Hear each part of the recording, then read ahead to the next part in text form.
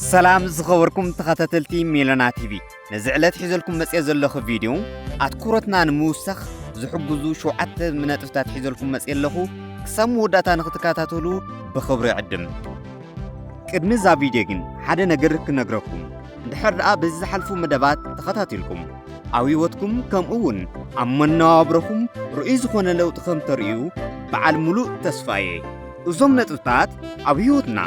ማለት እውን ብኩሉ መዳይ ብናይ ፋይናንስ ብናይ ዕለታዊ መነባብሮና ብሉጽ ከምኡውን ዝተማልአ ውፅኢት ከም ነምጽእ ይሕግዙና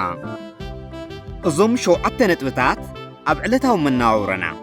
ብንቃሓት እንድሕር ደኣ ተጠቒምና ዝሕሸ ህይወት ወይ እውን ካብቶም ካልኦት ሰባት ዝለዓለ ውፅኢት ነመዝግብ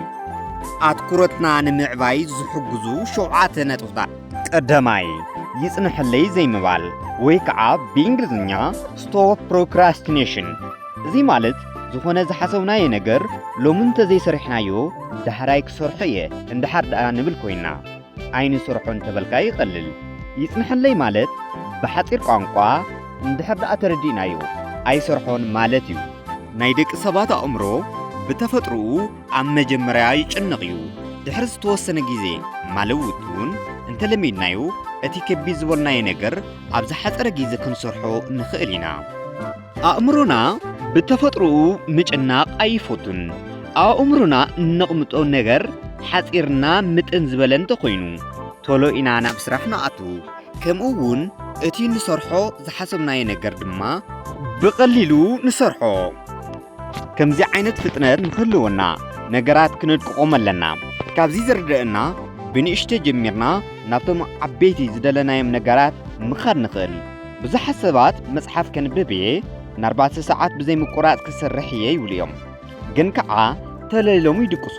ከምኡውን እቲ ስራሕ ምስ ጀመሩ ተለይሎም ይቋርጽዎ ካልኣይ ክንሰርሖ ዝደለናየ ነገር ብጽሑፍ ምቕማጥ ክንሰርሖ ዝደለናየ ነገር ብጽሑፍ እንድሕር ደኣ ኣቕሚጥናዮ እቲ ነገር እሱ ናብ ተግባር ንምልዋጥ እቲ ዝቐለለ መንገዲ ይኸውን ይኹን ደኣ እምበር ሓደ ሰባት ጽሑፍ ከይተጠቐሙ ይሰርሑ እዮም ግን ከዓ ኣብ መወዳእታ ናብቲ ዝደለይዎ ነገር ንምብጻሕ 70% እዮም ዘሳኽዑ ብጽሑፍ ዝሓዝናዮ ነገር ናይ ምርሳዕ ተኽእልኡ እቲ ዝጸበበ ይኸውን ካብዚ ተላዒሎም ብተለምዶ ወለድና ካብ ዓይኒ ዝገለለ ካብ ልቢ ገለለ ይብሉ ነዚ ሓፂር ሜላ ኣብቲ ንጥቀመሉ ሞባይል ስክሪን መቕማጥ እቲ ሓደ ሜላ ንዘይምርሳዕ እዩ ሳልሳይ ንዓርስኻ ምሕረት ምሃብ be kind to yourself ብዙሓት ነገራት ክትሰርሖም ኢልካ ዘይሰራሕካዮም ክህሉ ይኽእሉ እዮም ኮይኑ ግና ንነብስና ምሕረት ምግባር ብጣዕሚ ጠቓሚ ነገር እዩ እዚ ማለት ዝኾነ ዝኣቀናየ ነገር ማለት እውን መጽሓፍ ከንብብ እየ ጽሑፍ ክጽሕፍ እየ ከምኡውን ዝተፈላለዩ ትምህርቲ ክከታተል ኢልካ እንተዘይሰሪሕካዮም ክንፈልጦ ዘለና ነገር ደቂ ሰባት ምዃንና እንተስታዊስና ደቂ ሰባት ድማ ሙሉኣት ከም ዘይኮንና ፈሊጥና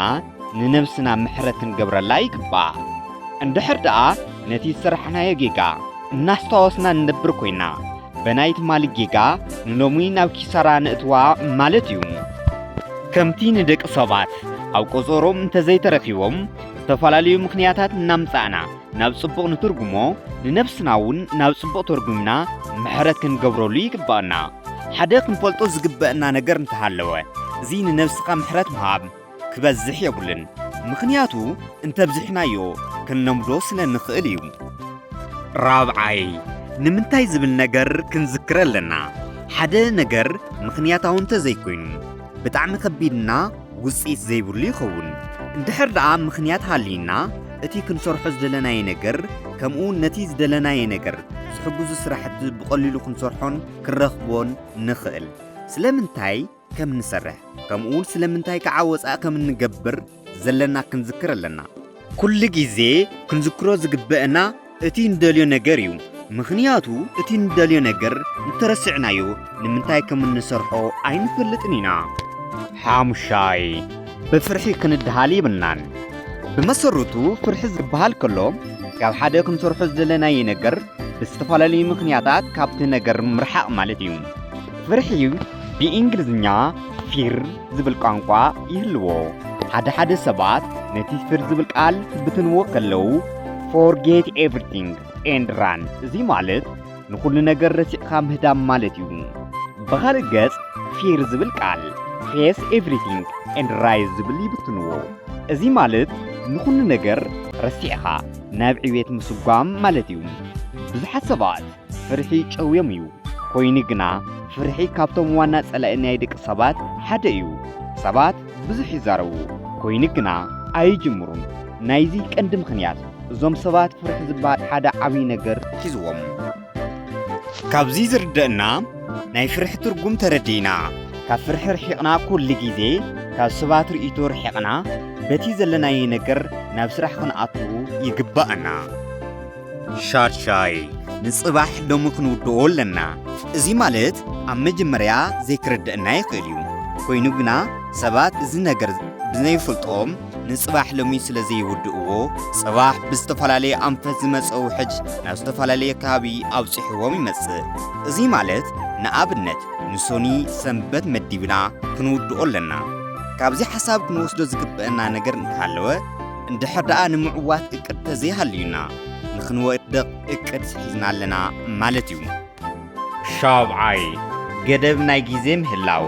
እዚ መሰረታዊ ነገር ናይ ኩሎም ንሰርሖም ስራሕቲ እዩ እዚ እቲ ዝቐለለ መንገዲ ካብ ቃላት ብላዕሊ ብጽሑፍ ምቕማጥ እዩ ብሓፈሻ ካብተን 7 ነጥብታት ኣገዳስትን ዋናን ነጥብ እያ ክቡራት ተኸታተልቲ ሜሎና ቲቪ እዛ ቪድዮ ክሳብ መወዳእታ ብምክታልኩም ኣዝየ ይመስግን ካብዛ ቪድዮ ብዙሕ ከም ትመሃሩ በዓል ሙሉእ ተስፋየ እዛ ቪድዮ ንኻልኦት ምእንታን ክትበጽሕ ሸር ላይክ ኮሜንት ግበሩ ሓድሽ ንዝኾንኩም ድማ ነዚ ቻነል ሰብስክራይብ ግበሩ ሰላም